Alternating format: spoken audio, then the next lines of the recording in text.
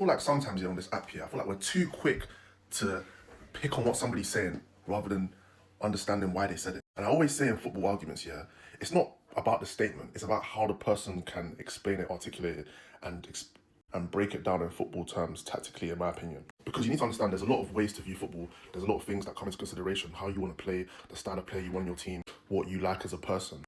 Same way, there's a lot of ways to win a football match. The reason why I say this is because sometimes when I make posts here, especially if they're not to the liking of a certain fan base, I like to take criticism because it makes you better. That's how you learn. But sometimes when I look at my post, I'm thinking, wait, this actually makes sense.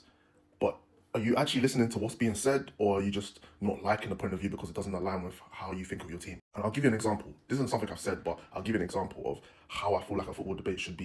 Somebody comes into the chat, Darwin Núñez is shit. Somebody else comes to the chat, nah, he's not shit for me. Now, the person that says Darwin Núñez is shit, if he says, oh, he's a striker, he doesn't score goals, this and that, this is a very valid argument. It is, I can't lie. But if the person who goes against the grain says, no, I don't think Darwin Núñez is shit, and they say he makes a lot of runs in behind, he causes a lot of havoc, he's threatening to opposition, sometimes he can draw some players out, he's very good at pressing, etc., etc. He just doesn't have the end product. This is not to say that him saying Darwin Núñez isn't shit is incorrect, because for certain teams, for certain clubs, you may think that your striker not being able to score goals and missing big chances is shit, which is fair.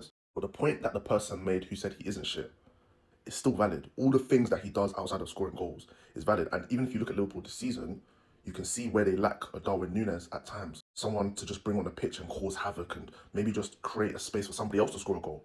Or just someone that can just add that bit of electricity into your attack. Do you get what I'm saying? Even if it's just an option off the bench. Someone to just press from the front, whether you play him on the left or through the middle. Someone that clearly has a good relationship with his teammates. Like, just these little things, you get what I'm saying? My thing is, ultimately, I feel like I just want people on this app to stop trying to see football as black and white and understand that there's a lot of different ways to view football.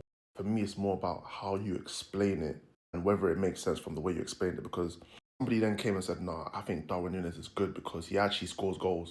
Finishings are underrated in my opinion. Then I'll be like, yeah, well, you're just chatting shit. He definitely didn't score as many goals before he should have. And he's definitely had poor finishing. But if you see his finishing is good in training, he doesn't show down the match day.